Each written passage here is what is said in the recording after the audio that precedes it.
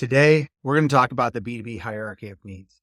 So this is a marketing framework that charts a course from securing product market fit to boosting EBITDA. It layers strategic milestones, equipping marketers to surpass growth targets. And it helps you explore the pivotal actions for elevating your marketing strategy and your financial performance. I just created this about a month ago, but it's based on all of my experience helping many B2B companies grow across B2B industries, but with a very tight focus within SaaS and software and some services as well. Many of you know I've done a huge bit of work in B2B2C as well and helped some huge B2C companies grow as well. So much of this is applicable there as well. But today I want to stay focused on the B2B hierarchy. And this applies to everyone, whether you're an early stage company or a mid-market company that has $200 million or $500 million a year in sales as well. Because if you're the chief marketing officer, if you're the CEO of one of those companies, here's the secret you may not know when you talk to your product team. They've built some new features. Maybe they built a new product or a series of products that they're trying to use to upsell to your existing customer base. If you get them in a really safe environment, in most cases, they'll admit that they don't have product market fit. Now, that's not always the case. Some cases you are following what competitors have done, others in the market. Very frequently, the way your company has chosen to come up with this new product, this new offering, there's not quite the product market fit that you have with your full product suite. And so you want to, as the CEO or the CMO, please give your product team the safe space to let them say, hey, we're still testing some of this out because it's going to help you get to better EBITDA that much faster. So the B2B hierarchy of needs, I built it thinking about Maslow's hierarchy of needs. Although if you've done research on Maslow's pyramid, you know that it's actually been disproven in a lot of ways. It has been taken in a way that he did not actually present it. It wasn't a strict hierarchy where you had to satisfy each level of these going forward. At some level, everybody needs all of these things. And even there, some of that's still questionable. That was the intention, though, how most people perceive Maslow's hierarchy of needs. That's how I built this. So at the core of this is a product market fit, where they're going to go through things that you can do to make sure you have customer insights, engagement, conversion, cultivation, optimization, and trust. And here's the thing, when we get to it, when your marketer, if you're the CEO, when your marketer says we need to do brand building, what you should be hearing is we need to build trust with our customers. Because unless you're the number one in the industry, I shared this in some other materials that I came out with recently. It's kind of across the board. If you look at research, a number of people have done this, and it all comes down to say about 30% you're losing 30% of the revenue by not having like good trust with your customers. So what I mean is, if you're not the 800-pound gorilla in the room, then you're losing up to, and perhaps even more than 30% of the possible revenue your company could be collecting because you don't have the same trust as that big gorilla. And so I'll talk about that in other videos. And then ultimately, EBITDA enhancement. At the end of the day, gross revenues is great, but at some point, the later stage investors, we really care about what's dropping to the bottom line. So what does product market fit look like in this B2B hierarchy? It means identifying a clear need within a specific market. You may have a wonderful marketing tech solution, but what does it look like for real estate or healthcare or accountants, or even more narrow than that? You need to be developing products and solutions that effectively address the specific needs of those people. You can branch out afterwards, but especially upfront, do you have that product market fit? And then continuously iterating based on customer feedback and marketing trends. The next thing to move to, and you're always doing all of these to some degree, but customer insight and engagement. First, segmentation and targeting of buyers and influencers. And so that's really key right there.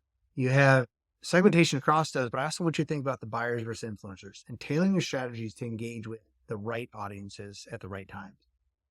Business intelligence and personal buyer insights. Leveraging data to understand and predict consumer behavior and customer behavior. You probably know this, but especially if you're CEO, maybe you haven't heard this yet. They haven't told you. Cookies are going away. So much of the attribution that was to be able to say, hey, this ad gave you for sure this lead. A lot of that is going away, and we're having moved to first party data. So that's data that you're collecting for other ways. And so business intelligence is going to be much more important here as we think about contribution versus attribution, and or we shift to first party data that we're collecting ourselves. And then also integration of demand gen, channel, sales, and support.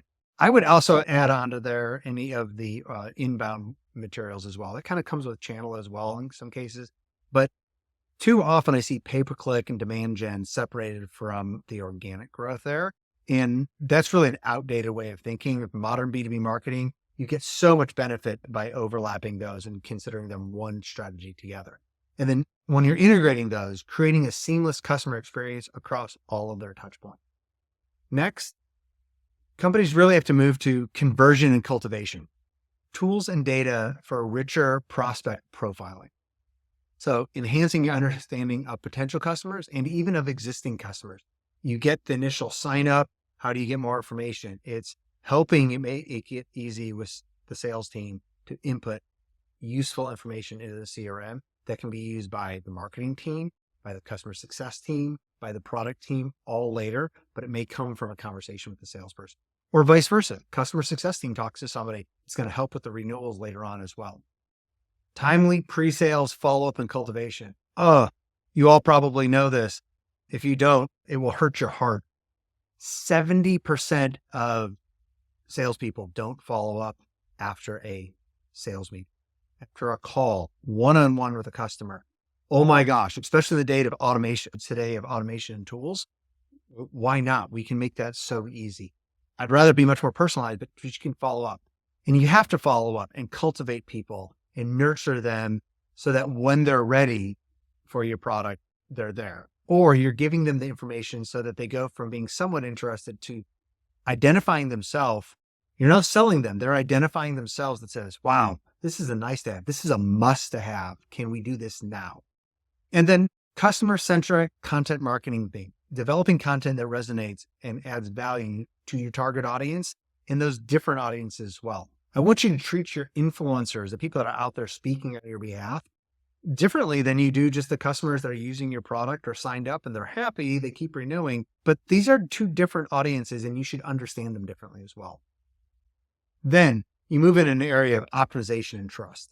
So visibility into the touch, this is where you need to think about visibility into touch points and the customer journey.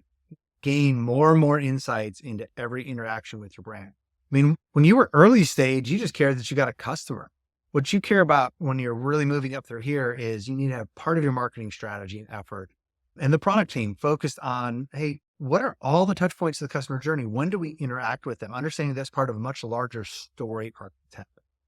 And then I want you to be adaptive in your lead scoring and how you prioritize prospects, focusing efforts on the most promising lead. This is where there is a need to have marketing qualified leads and sales qualified leads and count those separately. But I don't want these to be two separate organizations. I want them to be really feeling like they're brother and sister type of thing, working very closely together here, where we're helping identify through all of the data, all of the touch points, all of the interactions we have to say, hey, this person is ready to move right now. Who can get on the phone with them? And that doesn't matter whether it's a $500 a month deal or a $500,000 a month deal. Same thing. And then also take a consultative approach to your customer. Stop selling especially when you're into this point, become much more of a trusted advisor. So much of the sales that I've had over time have been when I've been with companies, whether on the sales side and the marketing side, and the company and the customer that's actually signing today, they're signing because 2 or 3 companies ago, I told them that the product that we had at that time wasn't a good match for them. So there's implicit trust there. But even with your company right now, we were at a company called Vitru, one of the original companies starting social media management. We had both an outside and inside sales team. We had some incredible salespeople. And we had a few people on each side that it would just warm my heart when I would walk by and overhear a conversation that says, yeah, I'm glad you're all ready to go, but I don't think you're quite ready yet. Let's wait for 2, 3, 4 months for you all to get X, Y, and Z in place and then start your agreement for it. We can sign it today, but I don't want you to actually become active until you're ready to use it. That's how you build trust, but there's so many other ways. That's part of brand building. And then this last one, hey, CEOs, this is what touches your soul. But for marketers, you need to know that this is what your CEO, this is what your board, they're tracking to. And for the later stage CMOs, you all know this, but it's EBITDA enhancement. So when you move into EBITDA enhancement, you may still be working on some of these other areas, but when you're focusing this part of your strategy, it's thinking about the strategic alignment with financial goals. You're not thinking about tactics like an email campaign, setting up automation in HubSpot. What you're doing is you're ensuring your marketing efforts are contributing directly to the bottom line. So when you put $1 in here, you get $5 out over here. That's what you care about. And that would be a wonderful multiple. Often it's not that high. Another place, optimization of marketing spend. So that's where maximizing the ROI spend across all marketing initiatives. When you're early on, you're much more likely to be doing all bound marketing. You're thinking about, I have to be on social for some level of credibility. I have to be here. Well, you may still be doing those things, but like I was at a company doing B2B marketing technology in the real estate space, SaaS. And we went really hard early on because we had much larger competitors with social media. And it worked really well. People talked about it. We did every other week, like 1 hour, just live calls with our customers. And we made those public. Wonderful for that point. As we kept moving through, I was able to dial back on the social media because it was such a large investment to keep that going. And it was great for brand building and building trust. And once we had that trust established, that we were not just as good, but we were better than our competitors and that we were there. You could pick up the phone and call us. Then at that point, I was able to dial my marketing spend way back from social media and reallocate it to other places. And so that's what optimization looks like. Cross-functional collaboration. This point, working closely with finance, sales, and product teams to drive profitability. I always like this actually at the product market fit, but especially when you move up to EBITDA here, this is where I really want everybody in the company to be getting one set of metrics about who your customers are, prospective customers and total customers. And it includes everything from interactions on the website, visibility from Google search term, who's actually logging into our product and not. I was at a B2B SaaS company and we did really well, $30 million, $40 million a year in sales. We were cranking. The hidden thing behind the scenes was almost nobody was actually using the product.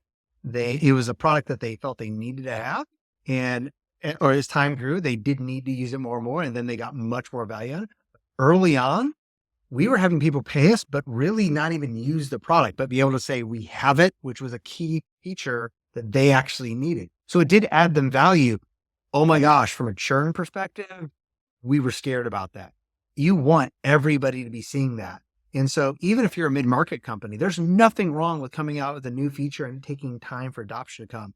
But what you want is when the product team asks engineering to build something and the engineering team actually goes and builds it, well, are people actually using it? And if not, let everybody know that. Let your UX designers know. Maybe people don't even see that they can click to this new tab within the UX. That's a meaningful thing, but not unless everybody sees the same data. And when you do that, it's going to help you enhance your EBITDA. In the case that I just talked about with churn, you're going to lower your churn, increase your lifetime value, make it more likely to get upsells as well, and hopefully make more influencers. So that is the B2B hierarchy of need. Let me know what else you'd like me to cover in another video. We have a lot of these coming out, and I thank you for continuing to tune in.